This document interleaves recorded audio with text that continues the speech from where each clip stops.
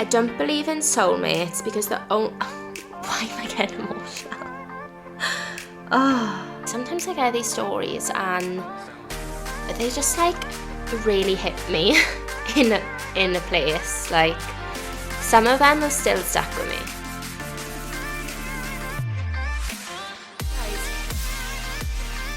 Literally as I'm about to record, if you watch it on YouTube, you can see that I'm somewhere different recording this week. I'm in Wales, and right on brand, I feel like quite literally as I've pressed record, the sound of a lawnmower is going off.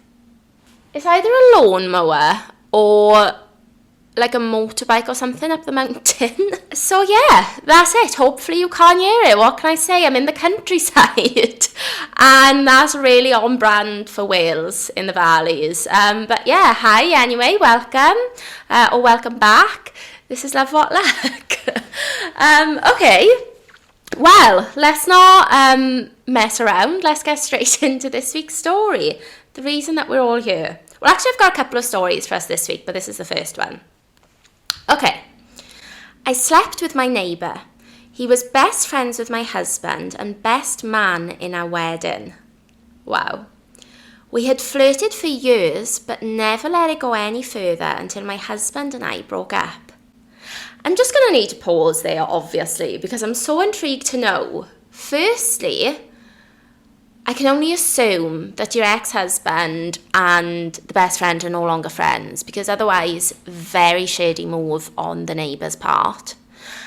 And secondly, were you getting married to your ex and listening to the best man's speech and just like looking up at him like in his suit, making the jokes with the banter with his little rosette, as that was called? I don't think so. I think it's something with a C. Can't remember. Let me know in the comments because it'll probably bug me when I edit this back. I want to say courgette. It's obviously not that either. You know, that little whatever. I'm going so off point. Little sticking out of his pocket. Maybe it's the end of the night and he's taking his tie off. He's loosened up. He's having a couple of drinks. Now you're looking up at him and thinking, I've low-key made a mistake and this should have been us. Or is it just a little bit like he's hot and you fancy him? Who knows? But I will say, based on all the stories we get sent, well done for not having an affair. Especially as he was your neighbour. I imagine that would have been very easy to do. I mean, what's the chances of that, by the way? After 2.5 years of not being on a single date or even talking to another man, that is a dry spell and a half. 2.5 years? We ended up adding each other on Snapchat and then slept together twice. I don't know if it was because I hadn't had sex in a while or if he was actually really good, but I enjoyed it. That's hard, you know, because if you haven't had sex for 2.5 years, naturally on paper you would think that first time after that dry spell, it doesn't matter who it is, what they like, what their skill set are, you just imagine that they would rock your world because it's been that long. However, it depends what's gone on in those 2.5 years, because yeah, you might have not had the love of another man, but you might very well have had a lot of self-love over that 2 years. And I think that's what makes a difference. So it could go the other way, right? Imagine you had done sleep with someone for 2.5 years, but in those 2.5 years, you really show yourself a lot of self-love, you know, a lot of TLC, and you're just setting yourself up maybe every night, twice a week, I don't know, however, basically whenever you want it, and you could be setting yourself up with some nice visuals, some, you know, nice toys, and if you've gone down that road in the 2.5 years, it could be like the other way. You could have it built up in your head so much that when you sleep with somebody, it could then be such a disappointment because you're like, you are not like Big Mr. Tool 69 that I've been watching every night for the past 2 years. What a disappointment. Or like, this passion isn't the same as what I've been witnessing. Or, you know, this doesn't feel as nice as the rabbit inside me. There, I said it. We're all thinking it. So it's very hard to know. Or obviously it could go the other side. If you haven't given yourself anything in 2.5 years and you've basically become a virgin again, then you'd like to think that whoever it was, like I said, would rock your world. So it's very hard, but what I'm going to say, based on absolutely nothing, and giving you my opinion, which nobody has requested, I'm going to say you had a good time regardless, and it's not just because you'd had a dry spell. I'm going to say, you've had built-up tension with this guy, the flirting over the years. It's also a little bit forbidden, which is extra hot. And you went back a second time. Ultimately, I don't know why I want to say this word. I've never called it this in my life. But I'm going to say it because it's on the tip of my tongue. If you're eating your breakfast, I'm going to apologise in advance. Ultimately, your pasta was good for you. Oh, I never, ever called it that. Ever in my life. I don't even think I'd said the word until, remember that episode with the cat? There's an episode I did, was it a cat? Yeah, something to do with the cat being stolen anyway, and I was shouting out puss and it was making me laugh. Maybe that's in my head subconsciously. Anyway, back to the story. She slept with her husband's best friend after they broke up and she had a good time. Okay, they've slept together twice. Fast forward a few weeks, I walked into the local and everyone was talking about it. I couldn't believe it. He had not only told his mates, but it was the talk of the street. Strange behaviour. No. I have even been branded a slag. Pause right there.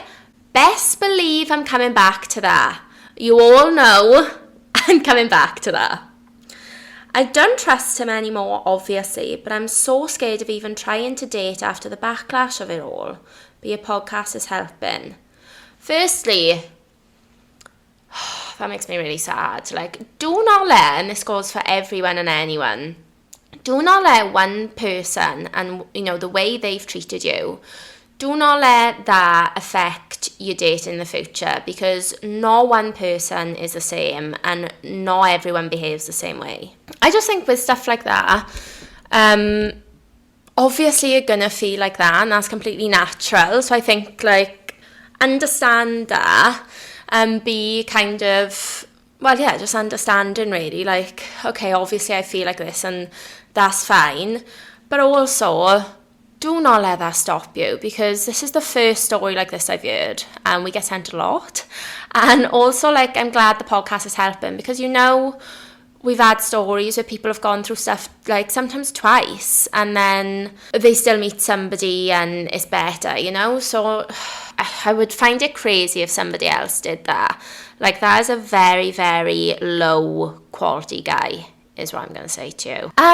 Being branded a slag, that's a whole different thing.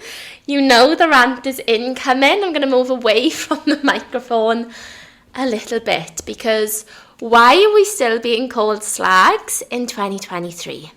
I literally feel like Christina Aguilera and Lil Kim. What year was that song? A guy can get head and sex a raw, but the girl do the same and you call her a whore? I don't know if those are the right words, but definitely the second part is. Well, we're still there, we're still back where Christina Aguilera was in. Do you know, I'm actually going to Google the time of that. What a tune, by the way. Absolute town can hold us down. I mean, Christina Aguilera blackhead, I think, was a vibe. There's pictures come up, it's oh my god, it's so 90s, blackhead, tiny, tiny eyebrows. What a voice she's got, though. Wow, 2022, that was released. So what's that? 21 years ago, and we're back in the same place. We haven't moved on. Get a grip of yourselves. Men will never understand how this feels, and it just honestly really riles me up. It's because we just live in a man's world still, and we do, and I'm not going to go into it. Watch Barbie. It's so good, by the way. I absolutely loved it. But it's just it's just been this way for so long, where, a guy gets viewed one way and a girl gets viewed another, and I'm just so sick of it. It's definitely getting better. It's absolutely getting better. The fact that I can sit here and talk about stuff on my podcast even, and like have sort of a platform for it and not be like shocking, just shows like how far we've gone. Like the fact I can talk about like dicks and stuff on you, like years ago that wouldn't have happened. But like also, remember that, I'm sure, yeah, I definitely ranted about it. Like that time I got called promiscuous by another woman, like on one of my reels. Promiscuous is the new word for slag, let's not beat around the bush. And like even women shame you. It's just like so sick, and it's like a societal thing. It goes back so long that like women should act one way and we shouldn't sleep with as many people, but guys can. I'm sorry, no. And I just don't understand the difference. Like realistically, we can sleep with whoever we want, and by we I'm saying like men and women, yeah. Like as long as we're not hurting anybody, as long as we're practicing safe sex, I'm always a vouch for that. Then what's the harm? Like everyone sleeps with everyone, you know, it's like one of our basic needs. It shouldn't be taboo, and I think if you want to do it, just do it. Like I said, as long as you're being safe and you're not hurting anyone. I don't know why it's frowned upon, especially in this day and age where, come on, like we all know what everyone gets up to. We all know people have one night stands and affairs and open relationships and orgies and like God knows what else. Like in one way we're so like liberal and open, and then in the other you're calling somebody a slag who, by the way, hasn't slept with anyone in 2.5 years. Like give her a break, please. I wish she was a slag. But oh my God, disgusting. Honestly, I'm really shocked by that. I was shocked because I feel like, oh, I dropped my phone. I feel like, I thought we'd come so far from that. And what I will say is my friends back home are so good for it. Like when I go back and I hear them talking, I just love it because like they don't care. They're very free sexually. They're very open about it. They don't carry any shame. And I love that. And I think that's what we need to do. Just like as women, because the more we do it, the less it'll be considered taboo and the less offensive it'll be. Like if we just own it, then they can't offend us. Do you get me? So, you know, if somebody calls you a slag, just be like, well, a slag because I have sex, which everyone does. Well, because I slept with somebody twice because I wanted to. Well, that's a slag. All right, then, yeah, I'm a slag. Well, I'm a slag because I slept with 100 people last year. Fine, I wanted to. I'm alive, I'm kicking, I'm well. Yeah, why not? Is what it is. Like, if we don't let it be offensive, then it can't be. And I think that's what it needs to be. We just need to own it and be like, yeah, I slept with him. Yeah, I did this. Yeah, I did that. Nothing you can say is going to offend me. And hopefully, eventually, there'll be a big movement of women taking back our power where the word slag isn't offensive to us. I find it even worse when women call you a slag. It's just an easy cop-out. It's a very easy cop-out. It's when those words has been going round for years and you know like the sort of stigma behind it, and it's just like an easy insult to throw out to somebody. It's lazy is what it is. It's a lazy insult to somebody. So next time somebody calls you a slag, just be like, where's your wit? Get some more wit about you and then come back to me and then we'll try and have an argument. Anyway, to be fair, that wasn't that bad a rant. I was expecting to go harder with that. And I don't even think a swear word came out. So we're doing good. I'm just over it. But yeah, let me know your experience for this in the comments. Because I feel like, especially as a girl, then we've all had something like that. So yeah, come and let me know your thoughts on this in the comments. Also, of course, if you enjoy the episodes, then please remember to leave me a review. Remember to follow me. Also, if you watch on YouTube, please subscribe. I'm doing a giveaway when we get to 1,000 subscribers on YouTube. We've already done the Instagram one, and we're very close. We're about 200 followers away as I'm recording this. So yeah, we're super close. And yeah, when I reach 1,000, I will do another giveaway, another voucher. I'll come back to that closer to the time. I won't bore you now. But yeah, basically just give me a follow, guys. Please, if you like a reel or a TikTok, you see anything, share it with your friends. It means more to me than I think you'll ever truly know. I feel like when people say this, you listen to it and you're like, oh, okay, cool. But until you're actually like in the situation of trying to do something every week, and, you know, I could be doing this because I love it, yeah, and I love just sitting here and chatting. But I could so easily be doing this and nobody listen. I could so easily be doing it, not one person tune in, not one person message me, and not one person send me their stories. I never even anticipated people would send me their stories. So when I'm doing it and I see a stranger, well, anybody really, but like especially a stranger, just message me out of the blue and be like, thank you, you know, I love the podcast, whatever. You're like, oh my God, like I'm doing this and all the work for it. And people actually like it. So yeah, got a little bit deep there. Do you know, I've actually been really emotional this week. I don't know why. Because, am I going to go into my bodily? I mean, I'm not doing, whatever. But yeah, I've been really emotional this week and quite anxious actually. I won't bore you with it. Sometimes I'm very conscious of like talking too much about myself, but if you want to know why, let me know in the comments and I'll come back to you next week because I'm sure I'll be feeling the same. I'm in the middle of a flat move and I haven't found a new flat. Anyway, that's that. Okay, something I did want to talk about this week, right? I saw it on Instagram. I've spoken about this guy before because I love his book. He's called Vex King and he wrote the book Good Vibes, Good Life. I bought it for my sister, either for Christmas or a birthday, because I was like, I absolutely love this book, and sometimes I love just picking it up and reading it. So I love this guy, right? But this, I thought, this is a little bit up for discussion for me. So he put on Instagram, but it's like his writing. When you delete the rant or reactive text message, you exercise self-control. When you respond with clarity or even choose not to respond at all, you exercise self-awareness and emotional maturity.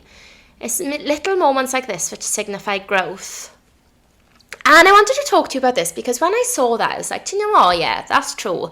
We all strive for those moments where somebody annoys you or you get a message from a girl or, you know, you find text messages on somebody's phone and like all the situations we talk about. And obviously the instant reaction is to like send abuse or to ring or to like act straight away. And sometimes I do think it's really helpful to like take a moment, breathe and think on it basically. Think before your next steps. And there's definitely situations I've been in where I wish I wasn't reactive, where I wish I'd just like taken myself out of it and given myself like half hour, an hour before I've done anything. So I can definitely see what he means, and I love when I have moments where I don't react the same way as I used to. Like that's always really good. Like where you feel like you would have usually reacted really angry to someone or argued with somebody over something, when you can then become more understanding, I love that. I think that is like proper self-growth. When I think back to like when I was younger and I never wanted to talk about my feelings ever with a boyfriend, and I used to hate arguing and I used to just shut down. Whilst I do still do that sometimes, I'm so much better now at being more understanding like of myself and more kind to myself, thinking, well, no, if you want to get this off your chest, get this off your chest. But that has worked in the other way, which is why I wanted to talk about this quote. Because, you know, sometimes, I'm just going to throw it out there, sometimes I've bitten my tongue, yeah, and I've really regretted it. And this has been happening in situations where something's gone on and it's not right and I don't feel happy about it. It's happened with work, basically. And when I sit on it, and my instant thing is I want to react, and I'm like, no, you can't, you need to take some time. And I do everything that Vex King said. But sometimes I think it does make you feel worse about yourself. Like sometimes you just want to lose your shit. So I really want to find a balance where I don't like lose it completely, but I also don't, what's the word? Oh, I can't think of the word. Like, I'm going to call it restrict. That's not the word though. But I also don't want to like, something with an R and I can't think. This is old age, I think, when you can't remember words. This reminds me of like my mother and my nan when they can't remember stuff. And that was me at 30. Just after my birthday. Anyway, whatever. I don't want to like keep my emotions in and never get them out, but I think you need like a happy medium. So maybe the happy medium is you only take like 5 minutes, but then you still say what you wanted to say, but you just say it in a different manner. I think that's what my advice would be, Vex King. Don't like not send the message at all. Send it, but just don't send it so angrily. And yeah, that's my kind of thought. My thought of the week, really. We haven't done one of those for a while. And that's my thought of the week. React, but react on a calm, cool, collected level. And still get your thoughts out very clearly. Oh my God, actually, I have to tell you what happened to me yesterday morning, right? Right, no, let me backtrack. If you know me, to be fair, even if you don't know me, right, but if you've slept over my house, or you're in my house in the morning, or you've been on holidays with me, you will know that I'm always naked at home, not on the streets, at home. I don't think there's anything wrong with that. The first thing I do when I get home from work is go to the bathroom, because I have a baby bladder, and I wash my hands, and I'll just get undressed. Like, I will leave my clothes, like, as I come in. Like, I'll drop them off. And then, obviously, you know, you've got to get the bra off. And before you know it, I'm nude. And that's just, like, where I'm most comfy. In terms of, like, when I say if you've been in my house in the morning, whatever, it's because when I come out of the shower and I'm in that towel, when that towel falls down, like, I'm not picking it back up and putting it on. Like, if you're in my home, you're on holidays with me, just accept me for who I am. And that's that. So anyway, that's just a bit of context. So yesterday morning, I'm curling my hair naked, right? And this is quite normal for me. I don't know if it's normal for anyone else, but so I've got ready naked, yeah, I've done my makeup, and I'm curling my hair with a new Dyson Airwrap, by the way, that Matt got me for my birthday, which I'm absolutely obsessed with. If you want to talk to me about it, I will talk about it for days. Anyway, so I'm curling my hair, nude. A big rope comes down the window, a bloody window cleaner. Guys, I live on the 15th floor of a high-storey flat. The shock on me, I think, was probably worse than him. I screamed, ran into Matt. I was like, there's a window cleaner here. I'm naked doing my hair. Shouldn't they give some sort of warning? I mean, just as well they only found me there. The stuff that window cleaners must see and witness on the daily almost got me thinking I would quite like to do their job. I mean, you'd get the adrenaline side from being out, you know, dicing with death. If you're into that, it'd be very exciting, wouldn't it? Can't be a bored window cleaner for a high-storey building like that. And then also, the stuff you'd find, like, even if there was nobody there, you could look into a bedroom, like, fresh after a session. There could be dildos there could be handcuffs, there could be anything, couldn't there? You could find anything. You could find, like, loads of food wrappers. I don't know, the secrets that they must find and see, and the breasts that they must see.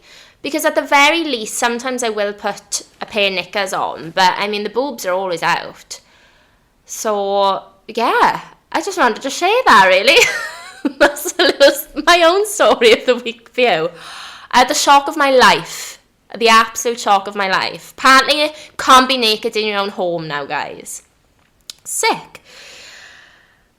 Anyway, I've got another message for us, another story, sorry. I've had a little influx of stories this week, which I think is always because my videos have reached more people, which is why I always say, please share, follow, help get the word out, because I do get more stories. I also have to quickly say, God, I feel like I've been talking non-stop today. More than usual. I also have to quickly say, if you've sent me a message, and like a while back, and I haven't opened it, it's because I've learned that I don't want to open messages because I will then screenshot or something, but I might forget about them. So what my new tactic is not opening them until I know I'm ready to prepare the podcast episode. So if you're seeing that I am seeing it, I'm saving it until it's time. So yeah, I just want to put that out there. Like I said before, I'm never ever going to ignore you. I will always message you back. Just give me a little bit of time. Not anyone's complained that I've ever ignored them, but I'm always conscious of that. Anyway, okay, I've got another story for us. I was with my ex-husband, the absolute love of my life, for 10 years. We had a honeymoon baby following 2 miscarriages. I'm sorry. I also don't know what a honeymoon baby is, and I'm gonna Google it right now. What does it mean to have a honeymoon baby? Oh wow, it's a term used for a baby born approximately 9 months after two people are married. Oh, so it's literally like, that's like old school where you're not meant to sleep with somebody until you marry them. And then the first time you have sex, you have the baby 9 months later. Oh, that's cute. I never heard that before. Wow. Okay, so they had 2 miscarriages, which is awful. But how nice that you then had a baby, so congratulations. 18 months later, his behaviour changed. I was unwell with a kidney infection, and so I went to stay with my parents. He had promised to visit me and our son on the Monday, Tuesday and the Wednesday, but never came. I had a gut feeling something was off, so I said to my mum that I was going to our home for some things. I went to my house to find him with another girl. Guys, oh, I can't deal. 10 years, you have the kidney infection, you're gone for 3 days, can I just say? 3 days. And on the 3rd day, he has the other woman home, in your home. I just feel like there's a way to cheat. There's just a way to do it. And I think that way, because he's obviously been having an affair, is firstly saying, secondly, you're going to break up. But thirdly, doing it at the other person's house. Like, do not bring another person into the home. I think that's just like the absolute worst thing you can do. I went crazy. She's put in brackets, no physical violence. Thank you for confirming. I went crazy, no physical violence, but the police were called. He took her back home. I'm sorry, the police would have to hold me back, I think. And the police had to drive me home because I was devastated. Oh, God. My parents were waiting on the front of their house and I collapsed in my dad's arms. When I read that, it honestly gave me goosebumps. I think that's such a strong visual that actually breaks my heart. Like, that could actually make me cry if I thought about that long enough. That's like something from a film. Because imagine, oh God, you've got a gut feeling something's off. You go see somebody else in your home, go crazy, and then you have to get taken out of your home, and your ex takes the other woman back to your place. How would you cope from that? Like, the fact you've even recovered and you're writing this message to me, wow. That's just, oh my God, collapsing into your father's arms. And also from the father's point of view, like, I haven't got a child, but I've got 2 nephews. So whenever I say anything about kids, I always picture them. Oh my God, if my little nephew's heart had got broken like that and he came home and collapsed into my arms, oh, the feeling I would get. I would be so upset and so angry. I'd be like the mad auntie. Okay. 3 years later, I met another man through Tinder. He moved in after a year, and after 2 years, I was pregnant with my second son. His behaviour changed a year ago, and he started getting physically aggressive with me and my children. Oh my God, I'm so sorry. Oh, he didn't want to leave, but I chose the safety of me and my children over him. Of course, well done, can I just say, because that's the hardest thing. I think people in abusive relationships is so common, so much more common, I think, than we ever realise. There's so much of it out there. And people just get stuck in them, guys. I think it's so hard to leave. You will never understand unless you're in it. I haven't, been in one, thankfully, touch wood. And that's what I mean. I just don't think no one ever truly can ever comprehend or understand what that's like. Unless you're in it. Because it's so easy for people to say, why didn't she leave sooner? Why didn't they do this? Why didn't they do that? I think it's the hardest situation because you've got to remember that, you've fallen in love with that person. And just if you're with somebody now, or even if you had an ex, wherever, we've all been in relationships probably who's listening to this, just imagine that person that you loved after a year, 2 years, starting to just get physically aggressive.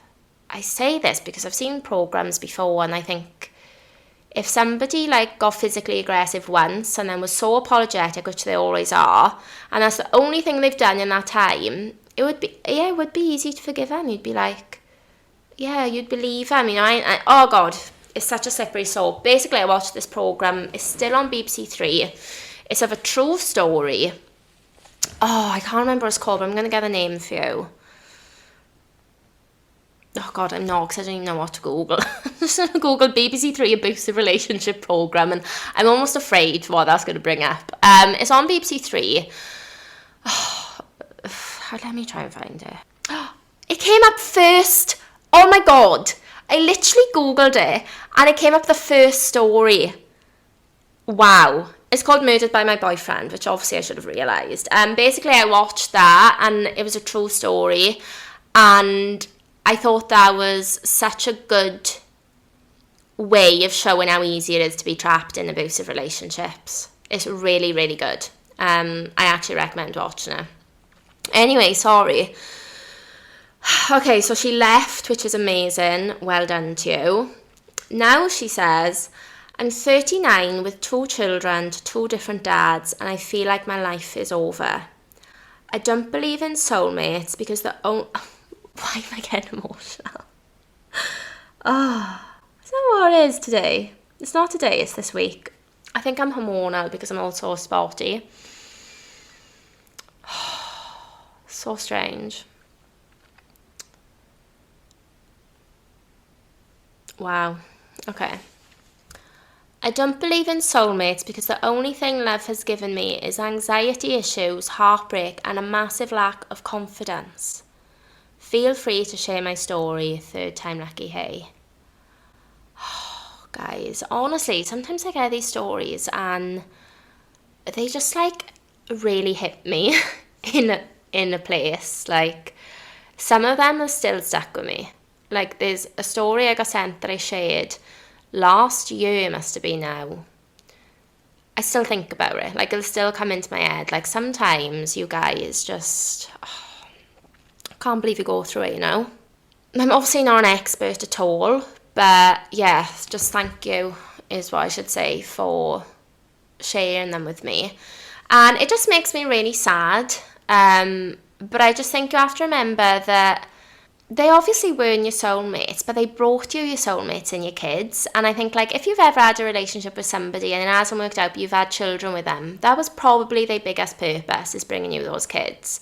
And I also think that feeling like your life is over and feeling like the end of the road is never the case, because it never is the end of the road. Like, I can absolutely promise you that. And I also think these stories are a testament to that, because people go through such bad stuff and then they always have a happy ending. And remember, your happy ending doesn't always have to be with somebody.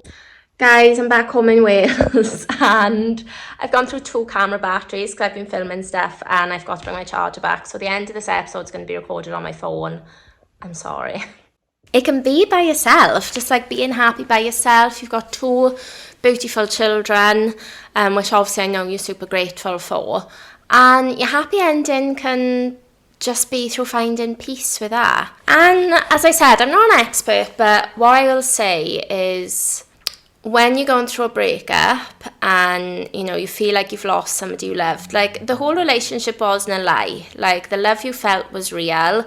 But ultimately, they know your person. They know the person that you end up with. They're somebody that you've been with for a period of your life and the time, and now they filled their purpose, and they're going to go on and do their thing, and you are going to go on and do your thing. And that's not personal to you. And that's why I think the hardest thing is, like, when you go through a breakup, when somebody cheats on you, like when somebody betrays you, hurts you, like whatever it is, I feel like the natural thing is to feel like it's your fault, but it never is. Like, it honestly never is. It's always to do with the other person. And yeah, for me, I just think you have to just have a faith that everything is going to work out like as it's meant to. It's a lot easier said than done. And I think when you go through something like that, you just have to give yourself a lot of patience and be kind to yourself. And this is something I've learned in therapy, and it would definitely help with anxiety. But there's like exercises you can find online and stuff if you can't have therapy. Like, I only had therapy through my private healthcare and work. I wouldn't have been able to afford it otherwise. But I think through doing that and learning to be kind to yourself, it does help you understand loads of other things. And yeah, I think ultimately that's what we have to do, just be patient with ourselves and kind and understanding. And I think when you do that, you ultimately just have a more positive outlook on everything. What a story, guys. That one got me. Okay, and to end, I had my first question on the Spotify Q&A. So usually I just say, like, what do you think of this episode? And then last week I thought I would add a little question in, like, if you've got any questions, let me know. I can't answer them on Spotify, but I see them, then I'll answer them on the podcast. Anyway, this is very apt, actually, because somebody asked me, why did I want to start the podcast, and did I have any life issues? Like, was that the reason? So yeah, I'm going to deep it for you. Basically, the whole time I've worked, right, I have hated it. I've hated every job. I've always known deep in my soul it wasn't for me. I've done a huge array of jobs, from working in a pub, a shop, to modelling, hostessing, glamorous jobs, not so glamorous jobs. Done them all, right? Never felt like it was my thing. So I feel like I was kind of searching for something for a long time. And then just after lockdown, I got a new job. I'd done therapy, so I was feeling a lot better about myself. And I was like, I'm not going to go into this new job and only do this new job. Like, I need something, like an outlet of something that I can enjoy and do. So then I was thinking, what can I do? And I was like, well, I love talking, and I absolutely love love stories. So I was also recently single, and I was like, I'm going to download Hinge for the first time, and I'm going to start a podcast, and I'm going to talk about dating and love stories, and then I'm going to do all my single dating stories. So the podcast was originally going to be called Single Girl Club, and it was going to, like, be the same thing that I talk about, but also, like, every week I'd be like, I went on my date and this was fun and blah blah blah. Except I downloaded Hinge, and then for the first time ever went on my first date 5 days after, and then he became my boyfriend. So I had to rethink the podcast. So then I was like, well, I still want to do it, and obviously it'll still be like my dating stories. I'll just be in a relationship. So yeah, that's when it was called Love What Luck. And then I had an idea that I would share love stories because I love listening to them. So I shared a couple, I think it was on TikTok, a couple that I knew, like my mother's friend had a really good one, Julie, she actually came on an episode. And then a couple of those picked up, and then through that, you guys started sending me stories, and that has honestly been the best thing. And while I did start with only wanting happy love stories, realistically that's not how life works. Everyone goes through shit, and I'm so glad that you guys have kind of steered the way the podcast has gone. Because like at first I used to like share stories on my social media and then talk about topics on you, and then I kind of thought, why don't I just do the stories on the podcast? And yeah, it's changed, and I feel like that's down to you guys, like sending me your stories and helping each other out. Like one story, you know, reaches a listener and they think, well, that happened to me, and it makes me feel better that they've gone through it, and I'm going to send mine in, and it's just become like this, like such a lush little community. And I wish you guys could talk to each other. I'm definitely like toying with Patreon, I've mentioned that before. And I think people can speak to each other in the comments there. There's a couple of other things I've heard other people do, but I think that would be really good, like if you guys could speak to each other as well. But yeah, I'm just absolutely loving it, and I'm loving seeing how it grows, and it just gives me so much joy you will not understand. Like, obviously the therapy cured my anxiety, but also like having this. Like if I didn't have this, and all I did was go to my job, I would not be happy. I know I wouldn't, because I just needed it. And yeah, I absolutely love it. So wow, I think that was a solid 5 minutes. If you're still here, thank you, appreciate it. If you stayed for the end of the question, everyone's going to be like, never send in a question, gang, she can't shut her mouth. I just feel like that's a little deep one for me, you know, because it's a journey. Anyway, yeah, if you're still here listening to me, thank you. Please remember to give me a review on Spotify, come subscribe, chat in the comments. I'll publish everything on Spotify, on the comments on YouTube, my reels, wherever. Just come and chat to me, to each other. And yeah, I hope you all have a good week. I'm going to stop now, I promise. And yeah, I'll speak to you next week then. Bye guys.